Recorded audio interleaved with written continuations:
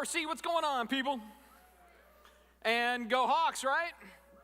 'Tis the day, it's finally here. Hey, before I get started, though, I want to give a big shout out, a big hand to all the people who serve on our setup and tear down crews, all right? They, every week, every single week, they are pulling stuff in, pulling stuff out, setting things up, making it happen so that we can all enjoy God's presence together, and our kids can do their ministry down there and enjoy God down there. And so, again, I'm just personally so appreciative of all of you who take the time to do that, because we know that that is a tough thing. You're getting up early on a Sunday, you're getting out of here later than everybody else, and so I'm just personally so grateful for what you do. So thank you so much for all of that. You guys are huge, all of you, so thank you so much. We have some ground to cover today, and so I'm going to make sure we get right to business. So let's go ahead and pray together. We're going to solicit Jesus to be among us today, to teach us and kind of open up our hearts and minds to what he has, and so let's go ahead and do that together. Jesus, I thank you for the goodness of your word. I thank you for the fact that it reminds us of what is true. It reminds us of what to do. Especially when life is crazy, you know, and even what we're looking at today is so much about that. In fact, that's what I love about all of these different play tracks in this playlist of the Psalms. It just reminds us of kind of the bare essentials of what it means to be able to live in this life in a way that is faithful to you. And from that secures us. I mean, even the songs we were singing this morning were so good for my own soul. Is just as far as saying, man, we carry a lot of pain that we don't need to. We carry a lot of burden that is kind of stacked on as opposed to giving it to you. And so I pray that even today as we go through this particular song, that it will remind us of where we cast such things and that we will look to you. And so again, I thank you so much for your grace and goodness and love toward us. And I pray for your peace over our lives today. We thank you and we praise you in your perfect name. Amen. So I was reflecting on culture a lot this week. It's probably one of my hobbies. I don't mean to, but I think my brain is just wired to do that. And especially as I'm looking at God's word, there's always just this comparison going on. And if I really kind of step back for a minute, I would say that what is true is that things have changed when it comes to being a Christian within the American kind of populace that are very different than 15 years ago, right? Things just sort of change quickly in a lot of ways. So if we were to jump in our DeLorean, go back in time 15 years, we would see that being a Christian in the American population was different in that many people would have considered themselves to be Christian just 15 years ago. It would have been the assumption that, hey, if you're American, you're Christian because our forefathers were all Christian people. I mean, that was sort of the assumption of the day, right? And even from that, there was a branding of Christians, they were the moral majority. And most of our neighbors and friends would share fundamentally the same type of ethical worldview when it came to certain topics in life. And if your family member or your child went to church or youth group, they were maybe seen more as kind of goodies or squares, do-gooders, that kind of thing, Bible thumpers, but that was their category, right? Even by those who maybe disagreed, that was still the category. But in the last 15 years, things have accelerated in all sorts of ways, so much so that now, if you have parents with a teenager that are not churched people, they're not Christian, they don't do that, and they find out that their teenager wants to start going to a Christian youth group, instead of it being, hey, this is probably good, clean fun, they're more apt to be concerned. That may be a harmful or a dangerous thing to them from a social or psychological perspective. So that's a shift. And where, again, we used to share the same morals culturally, nowadays, those who are of the non-Christian persuasion are increasingly a larger category. In fact, there's this whole group in the sciences now that we call the nuns. They check the nun box on what your religious affiliation is. And so that's shifting too. The nuns are getting larger. They're disaffiliating from what they used to say 15 years ago, which is, well, I'm an American, I'm a Christian. Now they say, none of the above. I'm not anything. And they're more open to do that. On this shared ethic, increasingly, the majority now would say we have different views on marriage and divorce and sex outside of marriage. And some of the things that we all used to kind of agree on, they've changed. And where Christians used to be seen as the do-gooders, now they're maybe seen a little bit more as judgmental or biased or even hateful at times for maybe holding certain historic positions and orthodoxies and matters of ethics that pertain to various topics of the day. So all of that has sort of happened in the last 15 years. I mean, it's accelerated quickly. And there's a lot of reasons why people assume this has been the case. In fact, just this week there was an article in the Washington Post that was fascinating to me. And the whole kind of thesis of the article was looking at Christians that are kind of leaving the faith, in particular millennials that are checking the nun box and kind of just walking out of it. And they're asking the question, what is the biggest contributor to the secularization of younger Christians? And when they distilled it all down, they said it's not science, it's not sociology. Fundamentally, secularization among younger Christians is coming because of one topic: sex. Sex. They said more and more they're venturing out into areas of sexuality that are in essence secularizing them. And it doesn't surprise me because I look and I go, over the last 15 years, the internet has permeated more homes, the speed of the internet's become more rapid, and the things that you can find out there are increasingly more concerning. And all of that is functioning as an educator and a stimulator and an area of interest. So it's no surprise to me that I look around and I say, man, being a Christian today is probably a little bit more challenging than it was 15 years ago, certainly than it was 25 years ago. Now, having said all of that, this is nothing new for the Christian.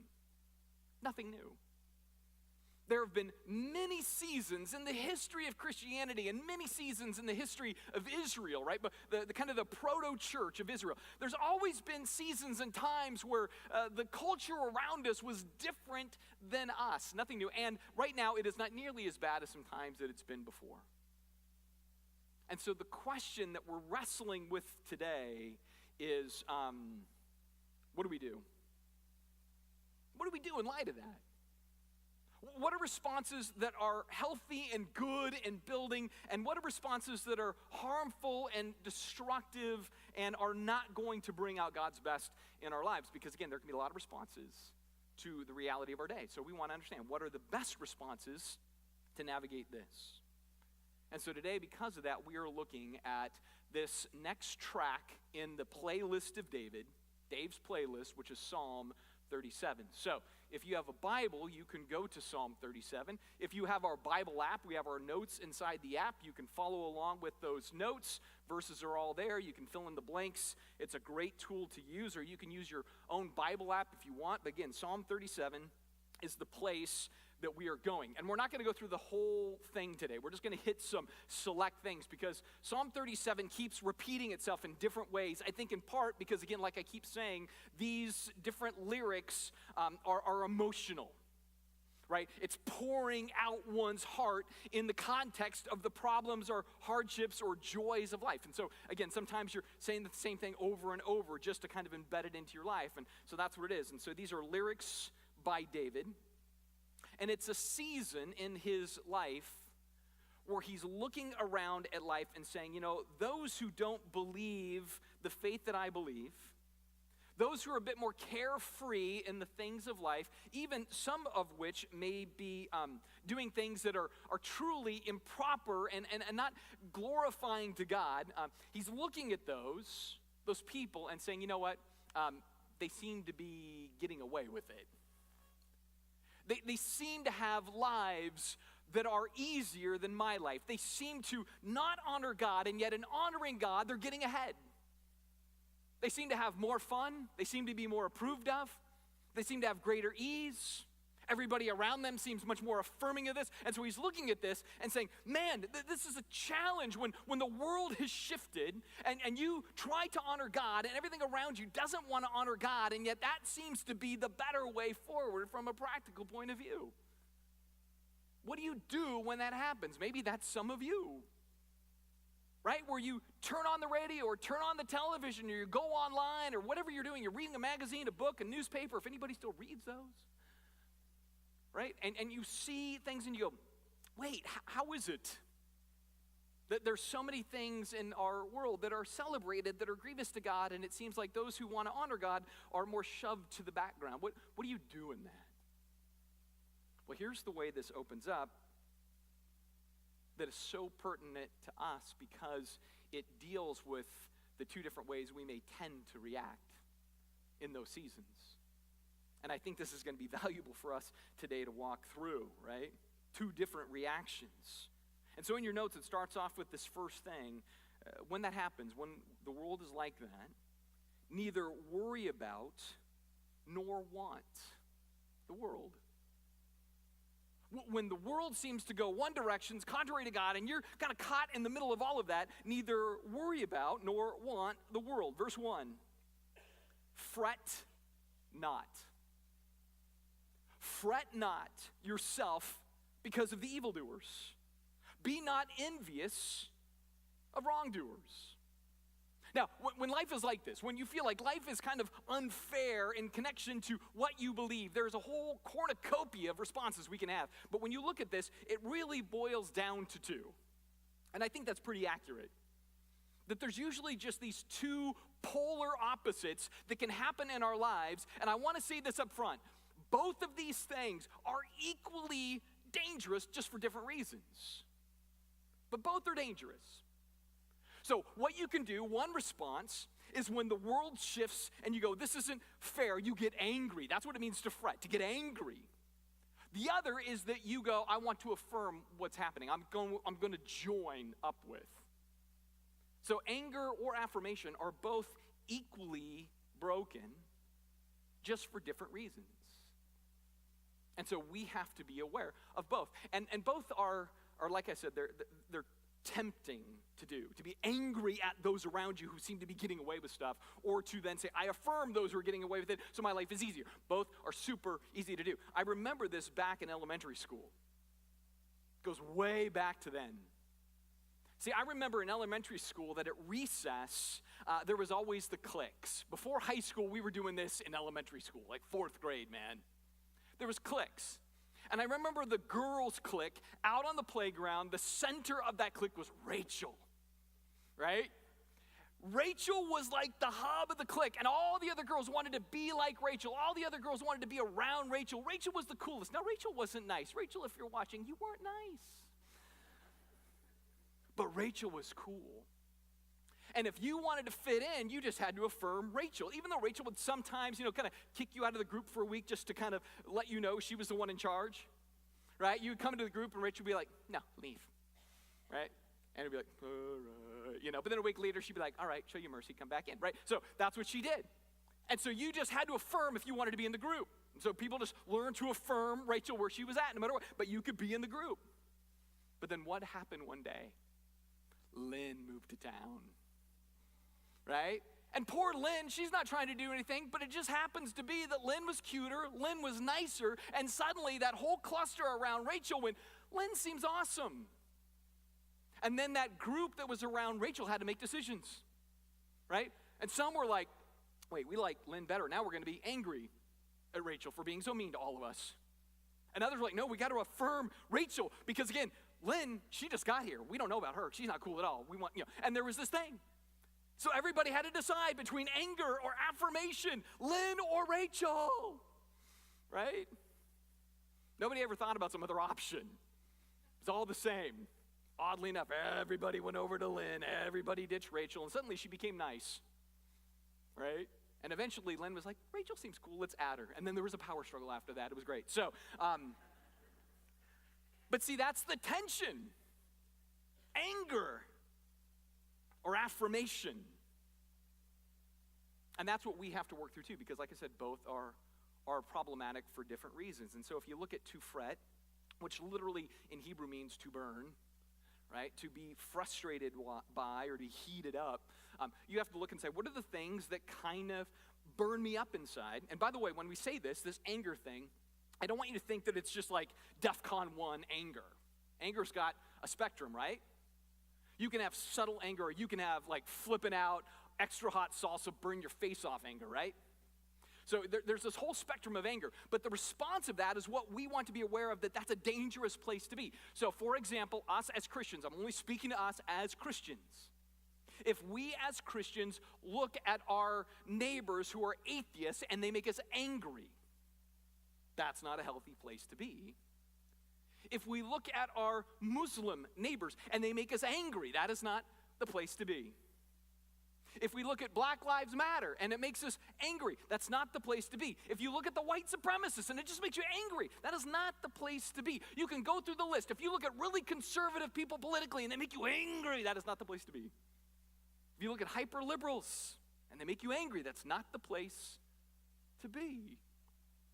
You can fill in the blank. You look at a Patriots fan, that's a tough one, but it's not the place to be. Especially after Thursday, you just feel bad for them, right? This is why I say anger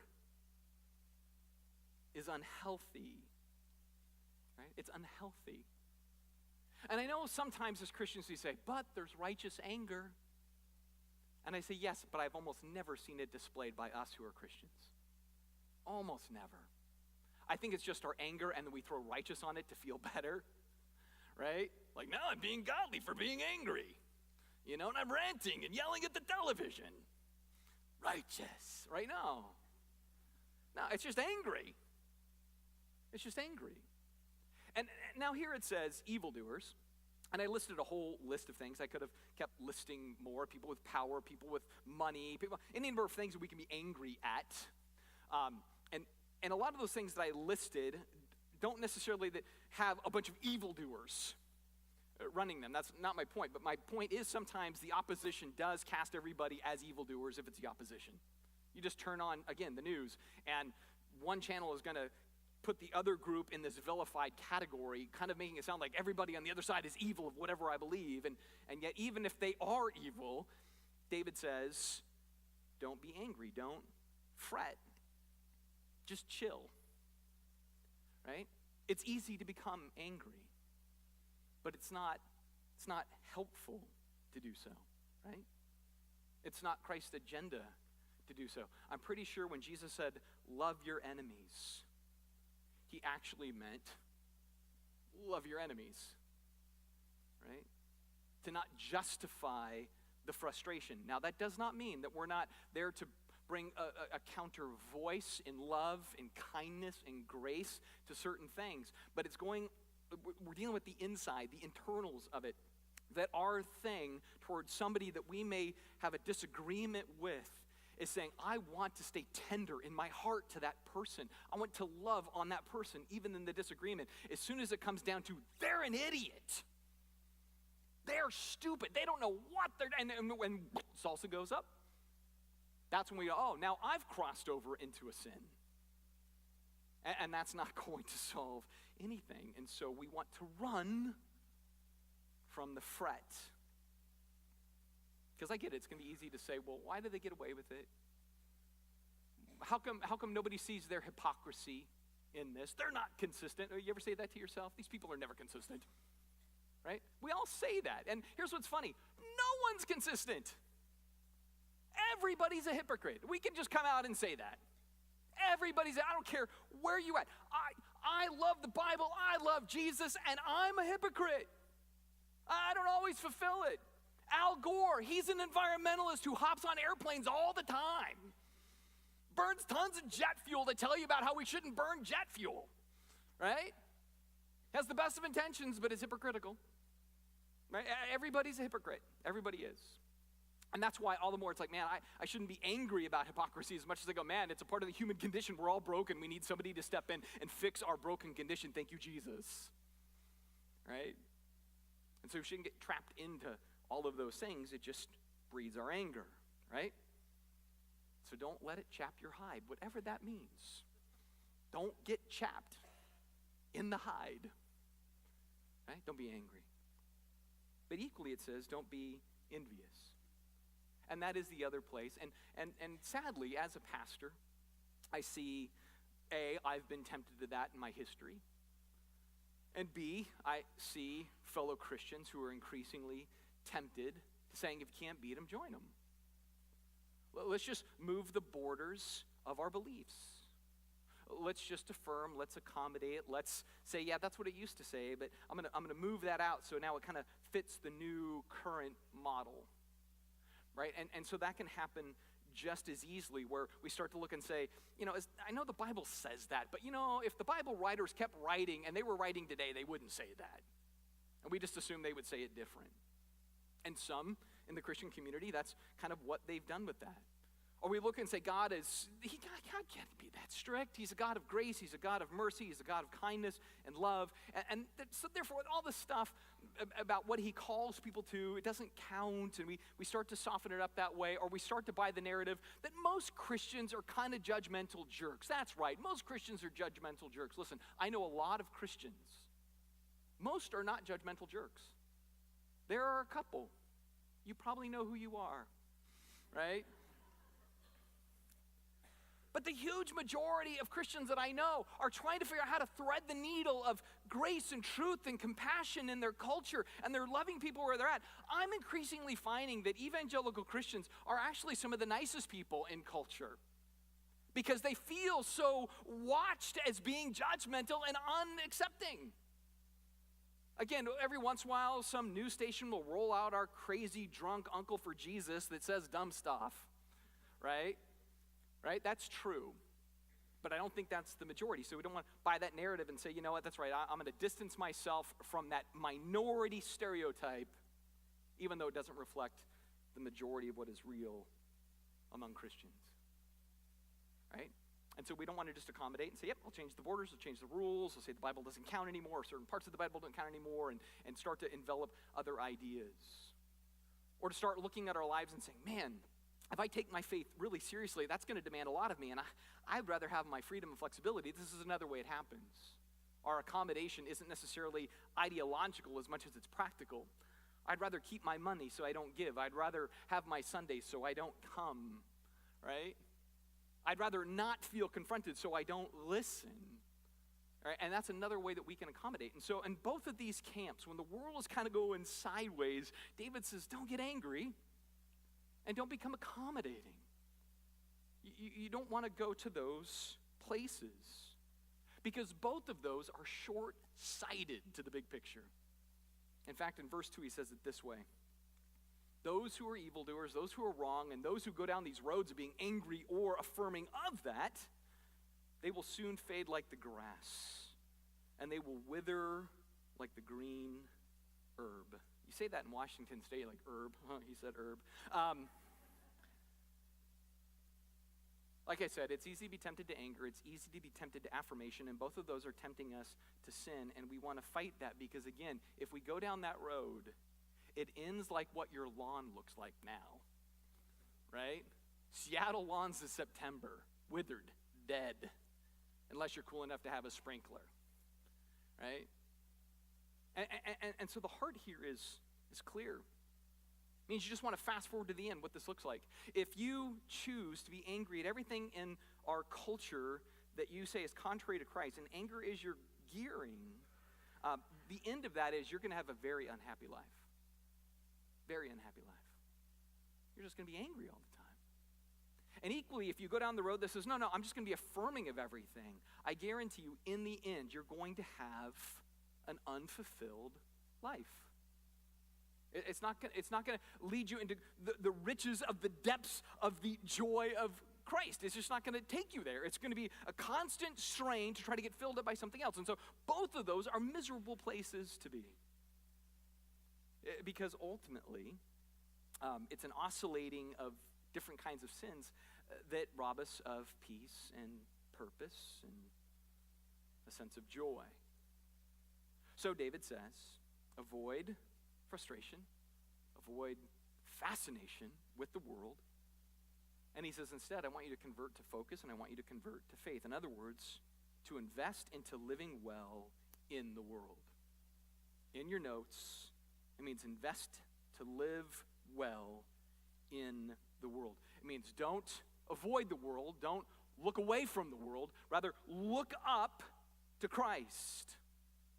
And from this, David's going to give a series of proactive movements that we need to engage in. So, again, we can't just say to ourselves, verse 1, I won't be angry and I won't affirm. I'm just going neutral. Right?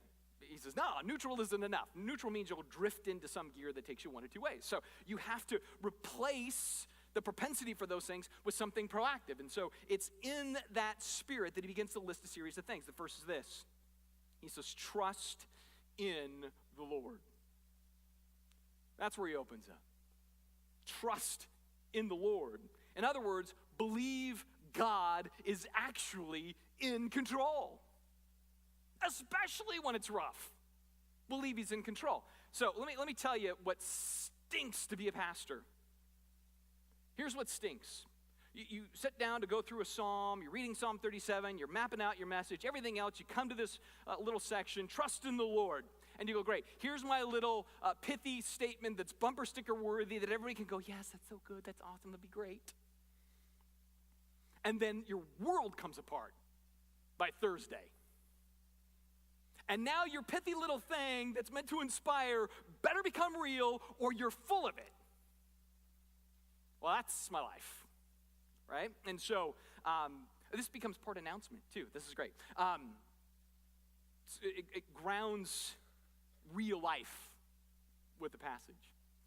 So on Thursday, we get together with our architect and our builder and wetland study specialist and city, kind of a planner person with the city and some of us, and we all go into the city and say, hey, we have this building down on 203, we have this vision for it, where we want to use the parking for this and the building for that, and we exist for the good of the city, and we want to get underway with this, and we want to start the building permit process and everything else, but we want to understand what the challenges are going to be with this, right? But we're here for the city. And they say, well, and we kind of knew some of this, but they say, here's what's going on. The city's been growing really quickly, and a lot of people in the city don't love necessarily the speed of the growth, and it's created different challenges. And so the city council is going to vote on new measures in the city that restrict building. And part of that is going to be connected to wetlands. And your building just happens to be next door to a wetland. And right now, how far you are is fine. But when we vote this in December, it's going to expand that massively. And your entire building will be inside a wetland buffer. And when that happens, you can't do anything with your building during that time. As long as that is the standard, you won't be able to do anything with that. Right? And so here we come in going, we want to be for the good of the city. And then we hear kind of what the city says, this is going to be good for us in the future. And we're like, right? And so I leave that meeting and my mind is reeling. And I'm like, can we get all the permitting in by December 5th? And then we got the list of all the things that would have to happen, traffic surveys and soil samples and water runoff, and all these things. And our architect and our builder said, if we had 8 months to do all of that, we could, but 3 months is not possible. We just couldn't get it in that amount of time. Now, you might be able to do this thing here, and we're trying to figure out some things right now. And so welcome to the announcement. And so I take all that in and leave, and I'm walking down Main Street. And I could look at this any number of ways and say, oh, this is just the enemy. This is just whatever, it's politics. I could do any number of things. But see, here's what sucks. Oh, it sucks. It sucks. Psalm 37:1 sucks. Don't fret. Don't be angry. Don't accommodate. Don't get all worked up. What's it say? It says, trust in the Lord. Wow, you mean I actually have to practice this? Have to practice? We have to practice this now as a church? We have to trust in the Lord? But see, here's what's funny. You just sang about it about a half an hour ago, and it was fine when you were singing it. Unless the Lord builds the house, we labor in vain. You're like, oh, that's so deep and good. And now you're like, oh, unless the Lord builds this house, we're going to labor in vain. Like, but isn't that the thing? I mean, isn't that the whole idea, right? That God's like, hey, do you think I don't have this handled? Do you think you bought that building and bought that property and I didn't know there was a wetland there? Dude, I put that wetland there, right? You think I didn't know what was going on in the hearts and minds of the people of Duvall to know that the city council might want to change an ordinance? In fact, do you think I didn't know that? And then I go further down the road and he's like, hey man, do you remember there was this time, it was like 6 years ago, you guys needed to start a church, you did it in 7 days and I pulled that off for you and you're worried now, you dunce, Boswell, right? 2 weeks ago, I was just praying and had my own internal dumb going on. And there was this thing where it's like, I'm not going to say it was audible, but it was so clear in my heart and spirit when I was just wrestling with building things, knowing that we were going to have this meeting with the city and knowing there's some of these challenges and everything else. And I'm like, God, I don't know what to do and I don't know what you want me to do and everything else. And it was real simple. He says, I want you to do this. I want you to be pure. I want you to stick around and watch what I do. It was that simple. Be pure, stick around, watch what I do. Now, do I know what that is? No clue. I have no clue, man. No idea what he's going to do. I don't know if he'll move in the heart of the city council. I don't know if the ordinance will change. I don't know if it'll be some crazy circus. I don't know what it is. I have no idea. If somebody said, well, what's our plan? Trust in God. That's my plan. That's all I got. It's Sunday. I found out Thursday. It's what I got.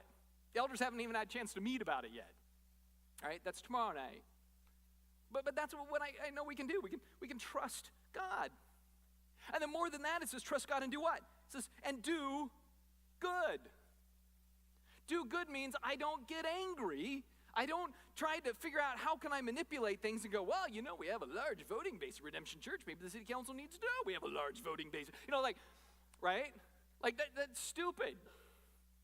As far as it's not me trying to do good, it's me trying to figure out how do I manipulate the system? How do I get in there? And, do good. Why are we here as a church? For the good of the city. We're here for the good of the city, right? How do we act as encouragements to the city? How do we build up the city? How do we love on the city?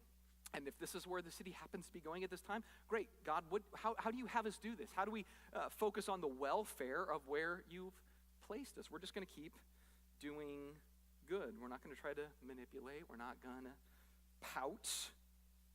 Because at the end of the day, we're not called to be successful as Christians. We're just called to be faithful. Right? We're not called to be successful. We're called to be faithful. We're called to act in ways that Jesus would have us act. So this is a great opportunity. It's not easy. It's not pleasant, but I don't think this ever said it was going to be easy or pleasant. It's just the opportunity. What he then goes on to say because of this is dwell in the land and befriend faithfulness. I love that being the next thing because here's what David was tempted to do. He was tempted to split. He was tempted to split. Right? Life is bad. The environment here is bad. So if we just kind of take up our stakes from our tent, go to another place, plant them, it's going to be good. And he says, no. I want you to dwell. I want you to stay. And I want you to make being faithful your friend. I think even for us as a church, we can look and go, man, are we going to be able to stay in Duvall? And people from the get-go, when we looked at going outside to Duvall, said, no, we feel led to stay in Duvall. So we're like, great, we feel led to stay in Duvall. I'm just kind of practicalizing this right now, but I go, great. Are we going to continue to be faithful? Here's one of the temptations now, because we have no clear future. The people are going to go, I don't know if I'm going to give to the building fund now because I don't know where it's going. No, be faithful. I don't know where it's going either, but be faithful. One day God's going to open something that we're like, hey, we need to do this, right? Hezekiah did what? He prayed and he dug wells, right? He both functioned and he sought God. So in the same way, it's like, man, I don't know what's going to happen with our future space, but I know this. We've got to keep being faithful. Got to keep moving forward. Got to keep giving to the plan. Got to keep driving it until God says, here's what you're going to do different. A lack of faithfulness would be like, oh, wash our hands, wait till we die. That's not what we're going to do. We're going to be faithful. We're going to stick around. I would say that also as just Christians in general, right? That we should look at wherever God has planted us and say, I'm going to be faithful and stick around. I know there's some of us that say, you know what, man, I am so tired of living in liberal Washington. I just want to go to Idaho where there's the United States of America. Right? And there's some of us that say, I am so tired of living around lukewarm liberals. Vermont, feel the burn. Can't wait to get to Vermont. Right? And so, yet God says, I want you to focus, right? It's so easy to say the grass is greener on the other side. No, the grass is greener where you water it, right? It's greener where you water it. And so it's so easy to say, my life is difficult right now, and if I just change the environment, my life's going to get easier. No, you water it where you're at. Grass is never greener on the other side. If you get over there and you don't water it, it dies there too, right? Dies there too. And so he says, dwell and be faithful, right? That's the life goal. How do you do it? Next he says, delight yourself in the Lord, and he will give you the desires of your heart. Now, this is not saying delight in God and he goes all Santa on you, right? Like, I just sing his praise and now I've got a new Tesla car. Awesome! It's not what it's saying. It's saying delight in who he is, and he will begin to more and more shape the desires in you. You delight in him, and he changes your heart disposition. You delight in him, he subdues your worries. You delight in him, he shapes your joys. You delight in him, he gives you a whole new sense of life purpose that you own. That's what this is really getting into. In other words, the more you focus on him, the more he shapes the real you. I want you to write that down. The more you focus on him, the more he shapes the real you. Right? And that's going to be the key to all that we're doing here. Because the more we delight in him, the more he creates endurance and calm and rescue and peace and joy. He just does that. It doesn't mean the surroundings have shifted. It just means that he's controlling the internals, and the outside doesn't have as much impact on that. And so from this, David continues in verse 5, commit your way to the Lord. Trust in him, and he will act. He will bring forth your righteousness as the light and your justice as the noonday. I love this. Commit means in Hebrew to roll off the back. To roll off the load, right? To take off the backpack. It's, again, that idea of just giving it to him. Trusting him and letting him act. So in my case, like I said, for example, with the building, it's saying, all right, God, I can take this backpack as far as humanly I know how to take it. Now I've got to roll this off my back. I've got to give it to you. I've got to commit it to you, trust you, and let you act. I don't know what that looks like, but that's what I need to do. And there's a lot of other areas I need to do that as well. I have to do that with my wife. I have to do that with my kids. I have to do that with career or money or health or cultural conditions. Whatever it is, I have to say, you know what, there are so many things really outside of my control, and the more I want to try to take control, the more I just create burdens for myself because I don't have control, and so I need to just roll it off the back, trust in God, and let him act. I've got to stop worrying about the times I live in, and I need to start worshiping the God who holds all my time, right? And so David gets this and encourages this in us because he says one day your righteousness is going to be rewarded, right? One day your plight will see justice. But that's going to be ready in due time. In due time. Doesn't mean tomorrow or next week. It doesn't mean if I go, hey, if I'm just a really good Christian then for like 3 months, everything is going to become bliss. I'm going to start singing the Lego song, everything is awesome, right? Is that what's going to happen? No, I can't guarantee that. But in due time, God will be faithful. Now, I know our temptation is, Jesus, I want it now. That's what we typically ask. Jesus, I want it now. Whatever the thing is, I want it now. And yet what our prayer needs to be is, Jesus, be enough for me for now. Be enough for me for now. This is probably why he says in verse 7, be still before the Lord and wait patiently for him. And then he recycles through something that's important. He says, fret not yourselves over the one who prospers in his way or the man who carries out evil desires. Refrain from anger and forsake wrath. Fret not yourselves. It tends only to evil. I love the pairing here, right? It's kind of like, in my mind, like it's like a prime rib with like a petite sirah. You know what I mean? It's like a pairing where he says, be still, be patient, slow down and wait. don't, again, slip into fretting, being angry, being frustrated. It counters our emotional reflexes. Because when life goes crazy, we tend to overcorrect, right? Isn't that true?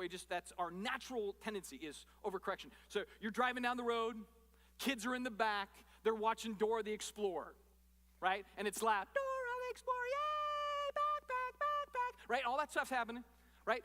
And the dog's in the back barking, and then you find that the kids aren't enjoying back, but they're fighting over the one bag of Cheetos you brought, and you're thinking to yourself, why did I just bring one bag of Cheetos? I should have brought two for the kids, right? And all that's happening, and then you're trying to turn up the radio so that you don't hear Dora, and you don't hear the dog and everything else, and you're looking back trying to grab the bag of Cheetos, and then you veer off the road, so what do? Boom, you overcorrect, right? Because everything's crazy, and the overcorrection is the risk. And so in the same way, we have all kinds of things in life that are like that craziness in the back, and we want to tend to overcorrect. This is why he says, don't overcorrect. Rather, be still and be patient. Be still means to listen, right? To let God guide, and then from that, let him act. You just got to let him guide, let him act. In other words, what we have to do, this is what I'm still learning to do, and I'm not great at it. I need to embrace God's track record and believe that's going to be true for my life. See, God's track record, you read the Bible, and consistently, God is rescuing his people. God is stepping in ways that you didn't even think possible. And if I look at my own life, there's been so many times where Ellen and I are like fretting, crying, worried. What's next? It's all going to fall apart. We're going to die, right? All that stuff.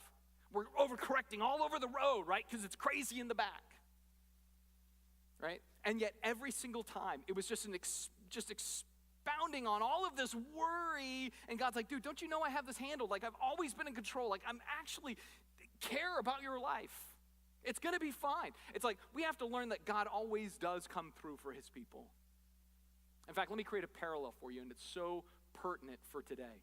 Today is the opening day of the Seahawks, right? So let me brace you. Let me brace you. We are going to be losing, realistically, until the last 4 minutes of the fourth quarter, right? I'm just helping you out here. We're going to be losing realistically to the last 4 minutes of the fourth quarter because that's the way it always works out for us. And we're sitting there biting our nails and we're fretting and we're pacing and I can't stay in here. I got to go into the kitchen. I got to have a drink. I got to cut a mic, right? We're going to do all of that. And in the last 4 minutes, Russ drops back, pumps one down to Baldwin. He's going to take it off the foot, the knee, the face, catch it with one hand, laying on the ground, right? And it's going to take him down to the 2, and then Rawls is going to punch it in after like 3 downs. It's going to be 4th down. Pete's like, go, we just go no matter what, right? That's going to happen, and somehow we're going to win. And then after the game, you know what we all say to one another? Yep, that's the Seahawks win. That's how we do it every time. We're losing, and then somehow we win. That's just the Seahawk way, right? Welcome to the God way, right? It's the same deal. So often in life, it looks like you're losing, and then somehow at the end, God shows up big and does big things. And we may never seem to embrace that that's how he does it, but it's how he does it every single time. God's got it covered. So what's it say? Turn away from evil and do good. So you shall dwell forever, for the Lord loves justice, and he will not forsake his saints. You just have to keep doing the next right thing. You just have to keep doing the next right thing. No matter what the next right thing is, that's what you need to keep doing. Right? You just have to believe that God is going to come through, that God is going to be big, that God is going to move and to act and to function in the way that he always does. And so from that, we need to be the God-oriented world dweller. Say that 5 times fast, I dare you. What is the God-oriented world dweller? It says, verse 30, the mouth of the righteous utters wisdom, and his tongue speaks justice. The law of God is in his heart. He does not slip. Verse 31 is the secret to verse 30. David says later in one of his great songs, Psalm 119, he says, I have hidden your word in my heart so that I don't sin against you. Jesus says something equally profound in Matthew 12. He says, out of the abundance of the heart, the mouth speaks. And what he means also by that is you live your life. And so both of these are saying you need to inject and embed the word of God into your heart in such a way that then it changes how you speak, how you think, what you do, how you act and react, and how you process the world around you, right? All of that is there. And so that's how we press in. We feast on and we fill our lives with truth. And from that, it reveals the God-oriented world dweller's promise in verse 34 when it says, wait for the Lord and keep his way, and he will exalt you to inherit the land. Right? He says, listen for God. Don't get angry at the world. Follow after God. Don't approve of the world. And in due time, he will exalt you. It's just such a clear plan. What it also means, though, for us is that, therefore, we have to make the proactive decisions to grow in our endurance, to grow in our strength, to live out what this is talking about. Again, it is not bite down on the leather strap and just be disciplined to do it. This is about saying, no, I need to take decisions and make decisions of my life that will help me grow and be strong. And this is why, again, we keep pressing our next step pathways and all the things that are in there. We've shown this graphic about all the things we're trying to do as a church to help us grow. It's why I keep wearing the shirt week after week after week, right? It's like a McDonald's uniform now. It's like, it's just like, hey, Redemption Church has got mandatory uniforms. But we're doing that because, again, we're trying to encourage all of us to say, what are the things that I need to bring into my life to help me grow more? And in this graphic, we have a couple of things that we've been pushing hard. So one is the regroups, which is our small groups. Right? And we keep pushing it because, again, I know for a fact that this is where we really grow. About 30% of what we as Christians are called to do, we can do on Sunday morning. The rest really happens in our small groups. And I know there's probably some of you out there that are like, dude, no matter what you say, I'm not doing a small group. I don't want to do a small group. I don't like the small groups. I'm not interested in a small group because I am an army of one. And I go, man, you're robbing yourself. Now, I know the temptation. I confess. There are parts of me at times where I'm like, man, do I want to be in a regroup? I'm just being honest. See, my regroup's on Thursday night. For me, Thursday is my Friday. It's my Friday night.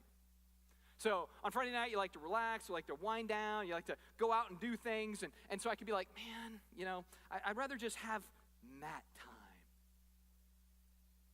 But you know what? It's not going to grow me. Being in a group grows me in all kinds of ways. Even grows me when I'm like, hi, I don't know if I want to go. I got other things to do. And God's like, dude, even that grows you because, again, it's all about you at that point, and it's not about what I have for you, and it's not about how you can help others and pour into them as they pour into you. And so, again, I know the temptation, but, man, this is where we grow.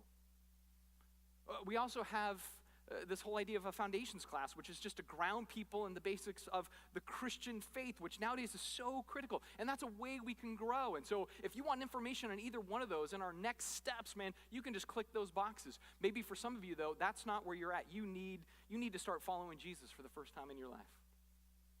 You go, I have not. I've been coming to church.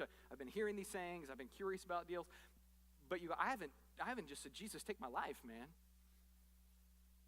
Take my life, take my sin, forgive that of me, and I want to follow you, right? I want you to handle changing the desires of my heart so that I can experience the fullness of what it is you promise. And if that's the decision where you're at, you can click that little box right there and we're going to instantly get a hold of you. Or I'm at the door after the service, and I would love to hear from you and talk to you about what that means for your life. What it means to follow Jesus, because at the end of all things, what we've been talking about through all of these Psalms and what we're going into in our next series, Built Not Born, is saying how do we go deeper into what it means to be a faithful follower of Christ, and from that to reap the blessing and the dividends of that abundant life in him. Let's go ahead and pray together. Jesus, I thank you again for our friend David, who's just transparent, who shares his weaknesses and shares his strengths and shares his broken thinking as well as his clarity. And I just find that I relate to that. And I pray for us as a church right now, even as we have a future where from one perspective, a physical building future perspective, we go, we don't know what you have for us, but you know what? You've got us right here, and you've got a plan that we don't know of, and all you call us to is to keep being faithful, to keep trusting you, to keep going, all right, I don't know what it looks like, but I know the God who handles all things and what he looks like, and that you always come through for us. Even if it's the last 4 minutes of the fourth quarter, you come through with some crazy play in our lives. So may we remember that and remember you in your name.